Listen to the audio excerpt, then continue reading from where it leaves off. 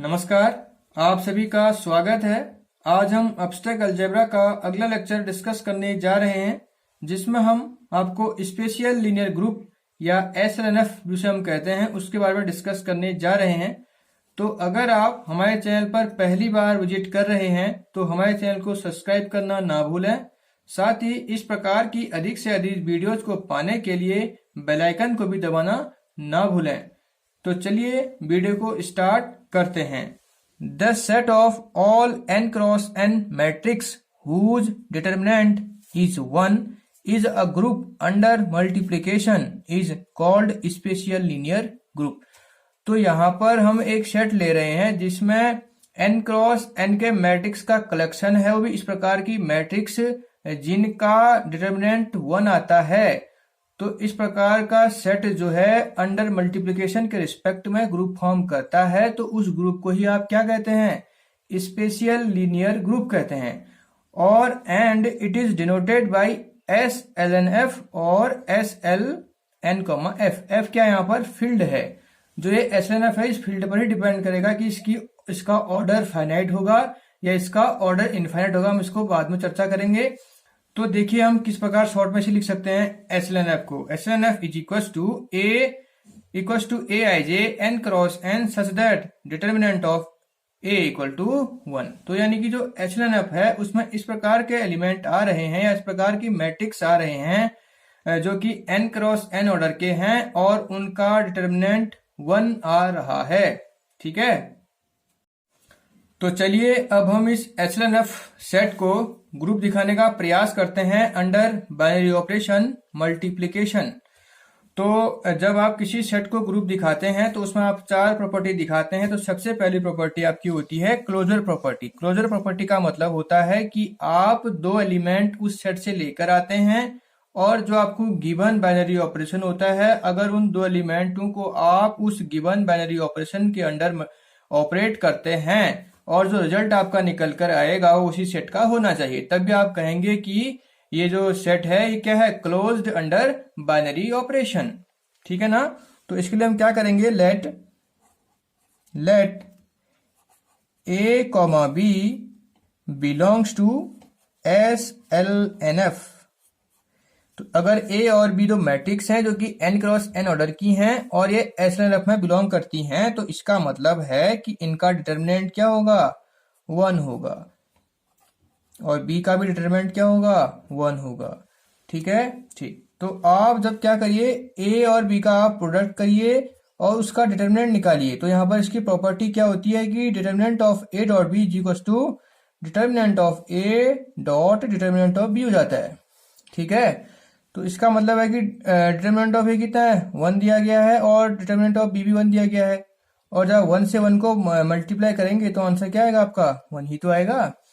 तो which implies that determinant of A dot B equal to 1। तो मैंने पहले ही तो बताया था कि ये जो एस एल एन एफ है इस प्रकार का, इसमें इस प्रकार के एलिमेंट बिलोंग करते हैं जिनका जो डिटर्मिनेंट है वो क्या आता है? 1 आता है। तो इसका मतलब है कि ए डॉट बी जो मैट्रिक्स बन रही है उसका डिटर्मिनेंट 1 आ रहा है।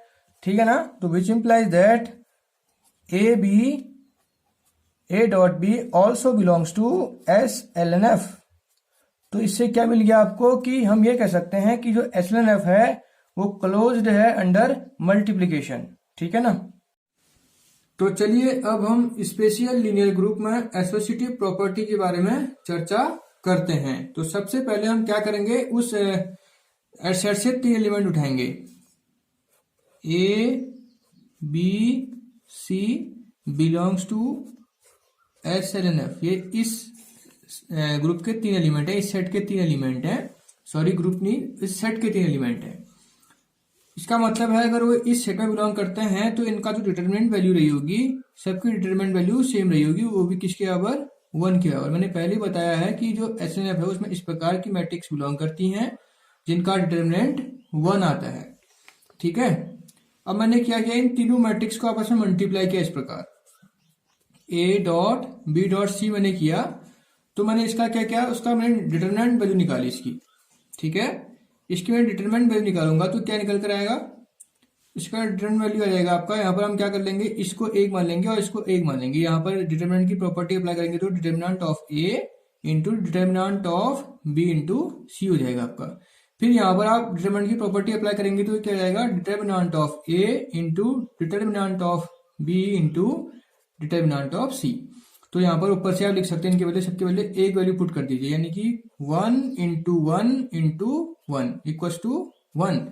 तो इसका मतलब क्या हो गया, इसका मतलब ये यहां से मिल गया, which implies that determinant of A dot B dot C वो क्या आ गया आपका, वो आ गया आपका 1। तो इसका मतलब है कि जो मैट्रिक्स ये बनी है आपकी A dot B dot C, ये कहाँ बिलोंग कर जा रही है, ये आपकी एस एल एन एफ में बिलोंग कर रही है।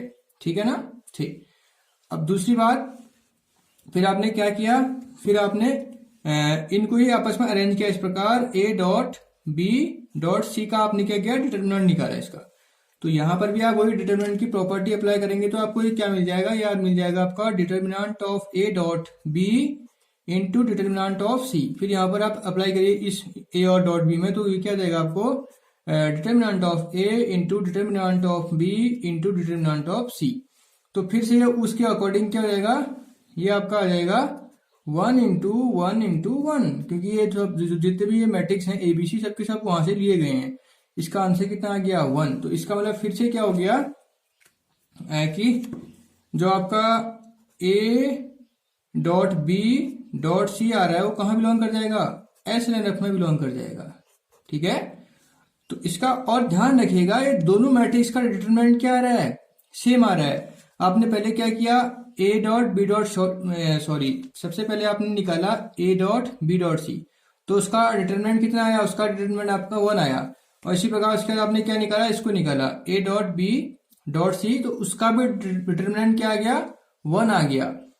और साथ ही साथ इसका मतलब है कि अगर किन्हीं दो मैट्रिक्स का डिटरमिनेंट सेम आता है तो मैट्रिक्स आपस में क्या होती हैं, सिमिलर होती हैं। तो इसका मतलब है क्या हो गया यहाँ पर, इसका मतलब which implies that A dot B dot C equals to A dot B dot C for all A comma B comma C belongs to S L N F, hence S L N F satisfy associative property. तो आप इस प्रकार S L F में associative property को show कर सकते हैं। ठीक है, अब हम बात करेंगे एग्जिस्टेंस ऑफ आइडेंटिटी एलिमेंट। तो ध्यान रखिएगा, जो इसकी आइडेंटिटी एलिमेंट होगा वो क्या होगा, उसे आप इस प्रकार लिख सकते हैं, I is equals to 1 0 0 up to dot dot 0 0 1 0 up to dot dot 0 up to dot dot 0 0 0 dot dot dot 1।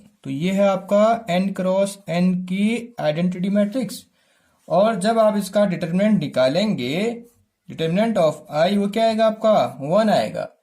तो इसका मतलब है कि क्या करता है, एस एल एफ में बिलोंग करता है, साथ ही साथ ये उसमें आइडेंटिटी एलिमेंट का काम कर रहा है। अब हम बात करेंगे एग्जिस्टेंस ऑफ इनवर्स।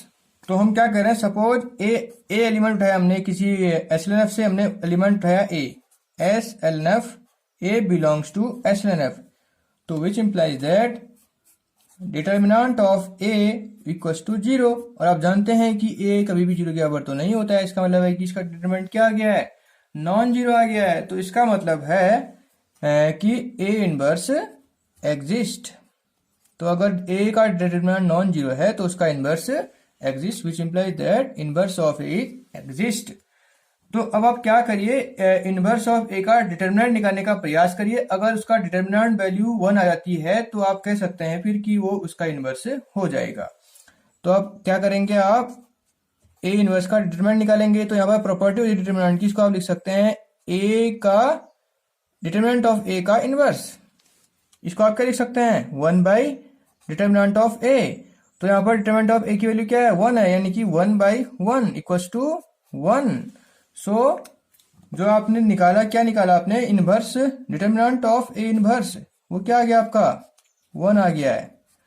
तो इसका मतलब है कि ए इनवर्स जो है ऑल्सो बिलोंग कर रहा है एस एल एन एफ में। तो इसका मतलब आप एसएनएफ से कोई भी एलिमेंट उठाएंगे तो उस प्रत्येक एलिमेंट के लिए वहां पर एक ए इनवर्स, उसका इनवर्स एग्जिस्ट करने वाला है। ठीक है ना, अब ये समझ पा रहे होंगे यहाँ पर।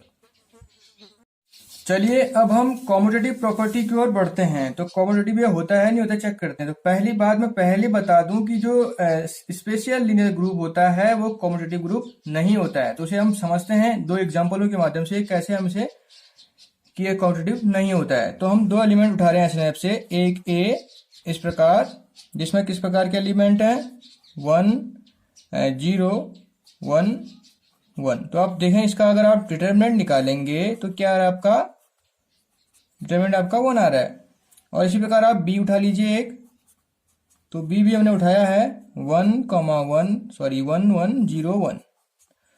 तो जब इसका भी आप डिटरमिनेंट निकालेंगे, determinant of B equals to 1। ठीक है ना, तो इसका मतलब है कि दोनों के दोनों एलिमेंट कहाँ बिलोंग करते हैं, एसएनएफ में बिलोंग करते हैं, ए और बी। तो आप क्या करिए, आप ए और बी को जब आप प्रोडक्ट करेंगे या मल्टीप्लाई करेंगे तो आपका आंसर जो आ रहा है वो आ जा रहा है आपका 2 1 1। और इसी प्रकार जब आप बी से ए को मल्टीप्लाई कर रहे हैं तो आपका आंसर आ रहा है 1 1 1 2। तो आपको साफ दिख रहा है कि जो प्रोडक्ट है ए और बी का वो बराबर नहीं आ रहा है मल्टीप्लाई ए और बी के। इसका मतलब है कि जो ये एसएनएफ है ये कॉम्यूटेटिव प्रॉपर्टी को सेटिस्फाई नहीं कर रहा। हमने क्या किया, सिंपल दो एलिमेंट लिए। अगर वो किसी दो एलिमेंटों को ही सेटिस्फाई नहीं कर पा रहा है तो पूरे सेट के एलिमेंट को कहाँ सेटिस्फाई कर पाएगा। तो इसका मतलब है कि जो स्पेशल लीनियर ग्रुप होता है वो क्या नहीं होता है, वो एबेलियन ग्रुप या कॉम्यूटेटिव प्रॉपर्टी को सेटिस्फाई नहीं करता है। तो आप लिख सकते हैं hence the algebraic structure SNF comma dot is not Abelian group. Okay, तो अब हम बात करेंगे ऑर्डर ऑफ एसएनएफ। ठीक है, ठीक। तो जो हमारे पास ये सेट है या ग्रुप है एसएनएफ, इसका जो ऑर्डर होगा वो इसके इस फील्ड पर डिपेंड करता है। ठीक है ना, कि ये फील्ड फाइनाइट होगा तो इसका ऑर्डर भी फाइनाइट होगा, अगर ये फील्ड इनफाइनाइट होगा तो इसका ऑर्डर भी इनफाइनाइट होगा। जैसे हम लेते हैं पहला, सपोज हमने एफ को क्या लिया, सेट ऑफ रियल नंबर लिया, यानी कि फील्ड हमने क्या लिया, इनफाइनाइट फील्ड ले लिया है। तो इस स्थिति में जो हमारा ऑर्डर ऑफ क्या आएगा, एस एल एन आर, वो क्या जाएगा आपका इनफाइनाइट आ जाएगा। ठीक है, या आप दूसरा ले लीजिए उदाहरण एक, F is equals to set of complex number. तो ये भी क्या है, इनफाइनाइट सेट है या इनफाइनाइट फील्ड है। तो इस स्थिति में एस एल कॉम्प्लेक्स का जो हम निकालेंगे ऑर्डर, वो भी क्या आएगा, इनफाइनाइट आ जाएगा। ये आपको ध्यान रखना पड़ेगा। ठीक है, अब हम बात करते हैं एक फाइनाइट उदाहरण लिखते हैं एफ का। तीसरा हमने सपोज ले लिया, एफ के लिए हमने जेड क्यू। ठीक है, तो जब हम इसका ऑर्डर डिफाइन करने का प्रयास करेंगे, यानी कि हम क्या करेंगे, S L N Z Q, इसको जब हम निकालेंगे इसका ऑर्डर, तो आपका क्या आएगा, वो आपका आएगा q to the power n minus q to the power 0 into q to the power n minus q to the power 1 up to dot dot q to the power n minus q to the power n minus 1, okay, upon q minus 1। तो ये आ रहा होगा इसका order. तो हम एक उदाहरण लेकर इसे समझने का प्रयास करते हैं। जैसे हमने एक उदाहरण लिया है अभी, for example f is equals to, suppose हमने ले लिया क्या, Z2 को निकालने का प्रयास किया हमने, Z2। इसका मतलब हम क्या निकालेंगे यहाँ पर, ऑर्डर ऑफ SL2 Z2। तो देखिए यहाँ पर हमें क्या मिल रहा है, Q कंपेयर करने से क्या मिल रहा है, 2 मिल रहा है, और NB कंपेयर करने से 2 मिल रहा है। तो यहाँ पर आप क्या लिखेंगे, ऐसा लिखेंगे, sorry 2 to the power 2 minus 2 to the power 0 into 2 to the power 2 minus 2 to the power 2 minus 1, यानी कि n माइनस 1। यहाँ पे आपके पास Z2 ही है, यानी कि आप हमारे दो टर्म में ही आपका ये खत्म हो जाएगा। और नीचे क्या आएगा, 2 माइनस 1। तो इसको सॉल्व करिए जरा, 2 टू दी पावर 2 4, और 2 की पावर 0 क्या हो जाएगा 1, 2 की पावर 2 4, और 2 की पावर ये आ जाएगा 1, यानी कि ये 2 ही रहेगा, है ना, अपॉन 1। तो आप इसे जब सॉल्व करेंगे तो ये आ जाएगा 3 इंटू 2 इक्वल टू 6। तो कहने का मतलब है कि ऑर्डर ऑफ SL2Z2 क्या आ गया आपका 6, जो कि फाइनाइट क्वांटिटी है। ठीक है, तो इस प्रकार इसका जो ऑर्डर होता है SLNF का, डिपेंड करता है इसके फील्ड पर, कि फील्ड फाइनाइट होगा तो इसका ऑर्डर फाइनाइट होगा, और अगर फील्ड इनफाइनाइट होगा तो इसका ऑर्डर भी इनफाइनाइट होगा।